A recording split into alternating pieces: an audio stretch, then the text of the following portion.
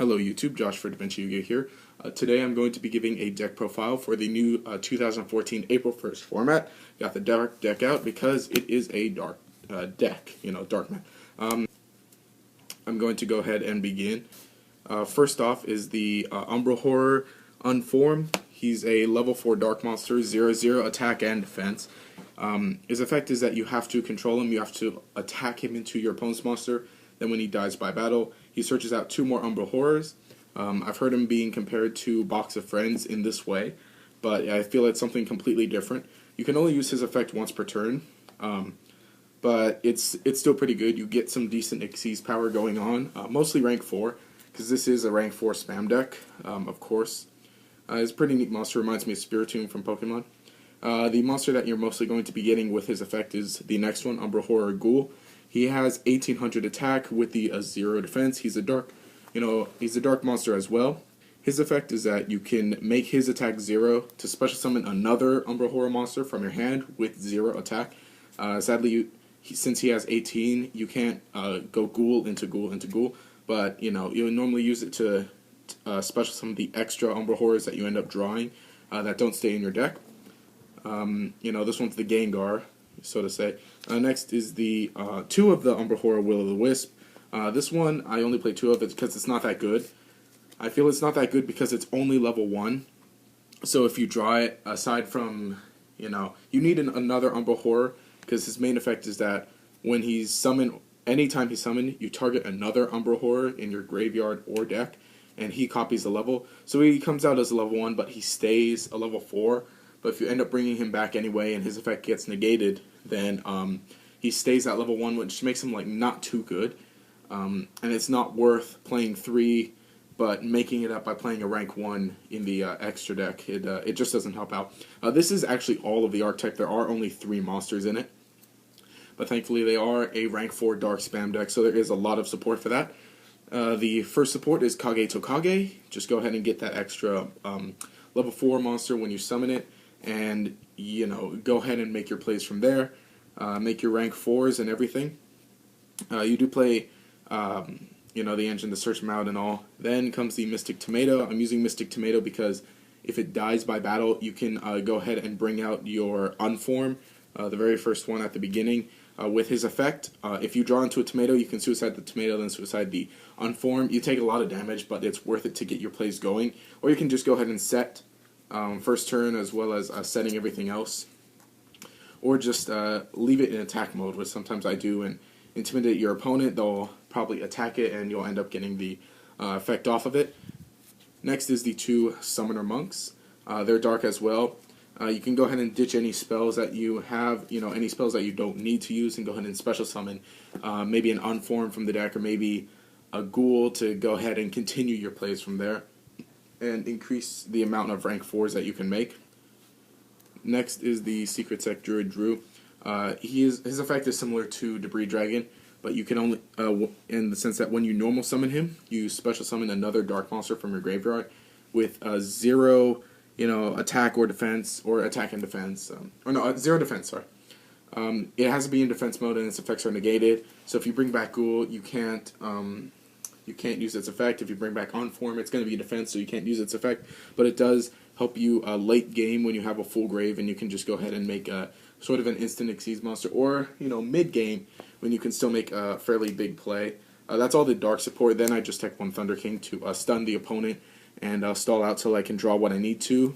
It does kind of give you accessibility to side into a BLS or something, but I don't main it, just because I don't feel that you should. So that's all for monsters right now. Next up is the spells. 1 Dark Hole. I haven't been playing Dark Hole recently, but there is a neat combo you can do in this deck with Dark Hole. I'll probably show you that later. 2 Mystical Space Typhoon, just to destroy stuff. There's not really much back row that can stop you once you get going, but you can easily just side into a 3rd one, should you need to. Then I play 1 Pot of Duality. 1 Duality is a weird number, but I like it, because you really do want to special summon first turn, but there are just situations that you absolutely cannot, where you just have to set your tomato and Duality. Really, I feel like it's a good number. You can always ditch it with Summoner Monk should you need to, of course. Then the draw power 3 Upstart Goblin. You know, a lot more draw because with this deck, in order to become effective, you can make very, very strong first turn plays that will just stop your opponent almost completely in their tracks. But you need to draw into everything you need. So Upstart Goblin is a great thing to draw. 1000 does not matter at all in this game anymore. One Allure of Darkness, they're all darks. You don't mind banishing a few, maybe a Will-o'-the-Wisp or a Kage to Kage or a Drew or whatever. Next, One Day of Peace. Use this in combo with the Mystic Tomato or with the Unform.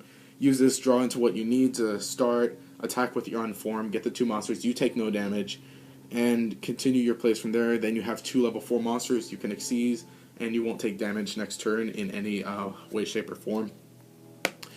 Next, some recursion. Just with Recurring Nightmare, it just lets you add back 2 monsters with 0 defense, dark monsters with 0 defense from your graveyard back to your hand. It's not too good, or like it's not bad. You know, you can play 1, you can mess around with 2, 3, or even 0. But for me, I just like playing 1. And last, the very techiest card, 1 Rank Up Magic Limited Baron's Force. Limited Baron's Force is very important, as opposed to the regular one, the regular Baron's Force. Because there are some things you can do with it. Of course, should you not want to use it, you can always dish it with Summoner Monk, or set it as a bluff and combo it off with use it to protect the boss monster of this deck. That's all for spells. Not too much, but just enough to get you by, to draw what you need. Ditch with Summoner Monk. Now the traps. Just a few 1-ums. 1 Bottomless, 1 Compulsory, 1 Solemn, and then that's all the 1-ofs for this deck.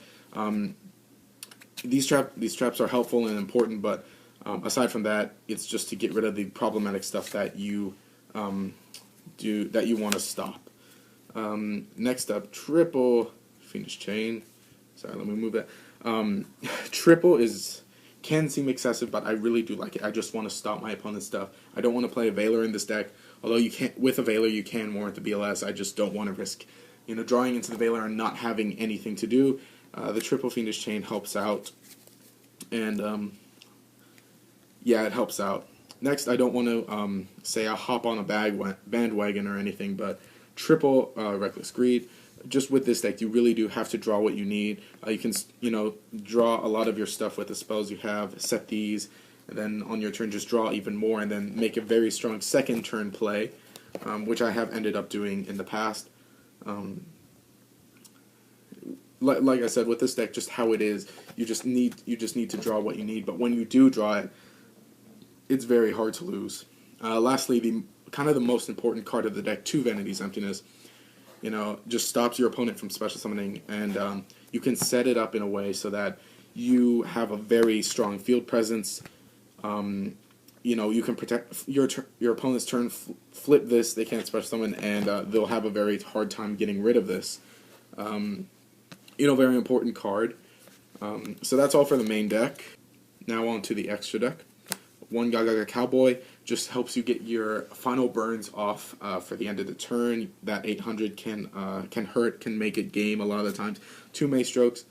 Maystroke is... I play 2 just because you can play very defensively with this deck and do very well. Also, it being dark and everything else being dark, you can easily side into goes and matches.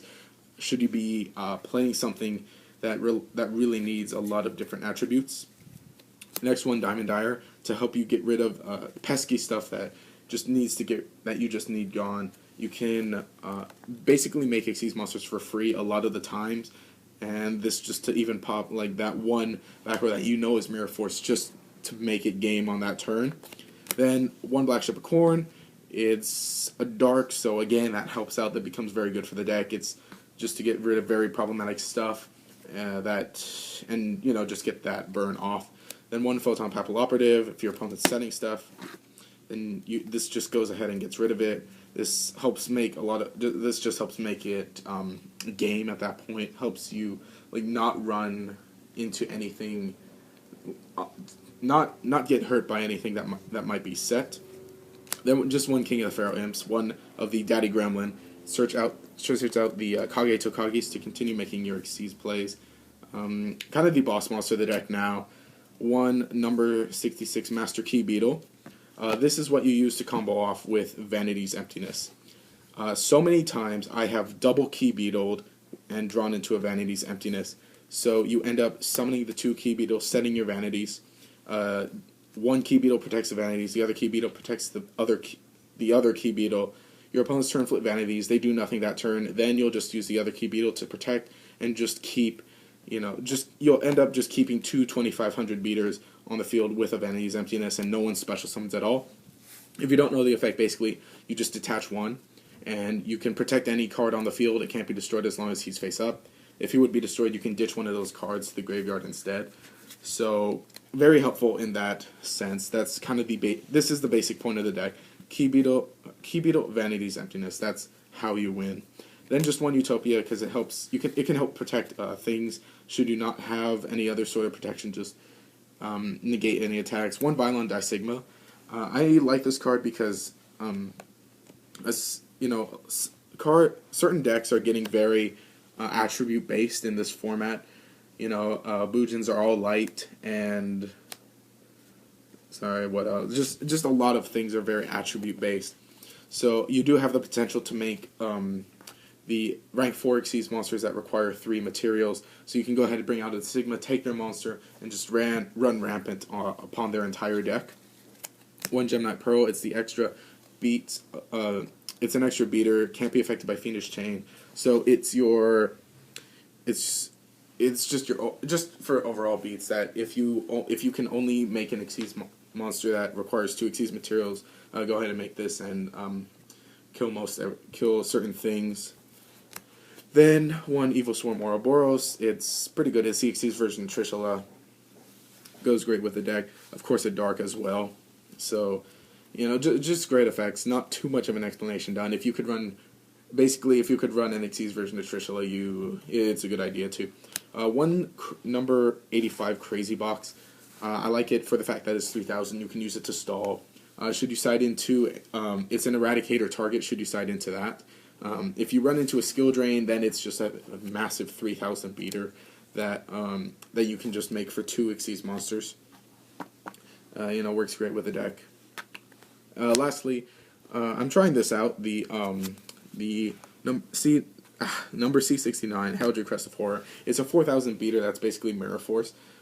That's why I'm teching the one Rank Up Magic limited variance force, because you can go ahead and say, make a King of the Pharaoh Imps, get your reptile, go ahead and use this, make a 4000 beater. That's essentially Mirror Force.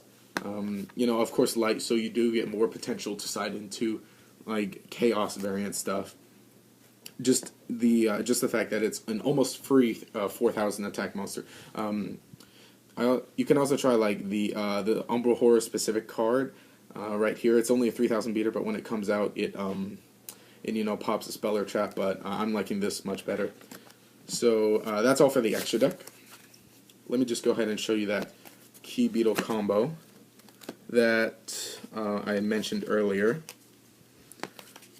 So should you ever need to, what you can do is you can summon Key Beetle, you can set your Dark Hole back there, you can activate Key Beetle's effect to protect your Dark Hole, and since you set Dark Hole that turn and it's a normal spell, you can still activate it. Activate your Dark Hole, then you can chain Key Beetle's effect to send Dark Hole to the graveyard instead of destroying Key Beetle. It doesn't negate the effect, so Dark Hole still destroys everything else except the Key Beetle, since Key Beetle is being protected by that. And yes, that combo works, trust me.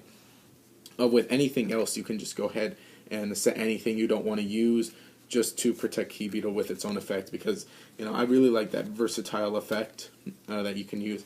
One thing that I find happens, if you set a Fiendish Chain and you activate it on something and they just Xyz summon with that, due to game mechanics, it stays on the field, so you can go ahead and Key Beetle the Fiendish Chain just to have the extra protection on it. So, basically the entire point of the deck is the Key Beetle. I mean, I know that it seems that Evil Swarms can just do this a lot better, but you just have more. I feel like with this you have more options. It's a different variant. Very fun variant. I like it very much. Extremely budget, so you can go ahead and try this out. So that has been the deck profile for now. rather than just being Umbral Horror. It's more Key Beetle Umbral Horror. These guys are buddies. Let me know what you think of the deck, of course. If you enjoy the content, please do subscribe. Also, please continue to leave likes and comments to show your support. I got a lot of new videos coming up, so please stay tuned for that. Josh for Da Vinci Yu-Gi-Oh! Signing out.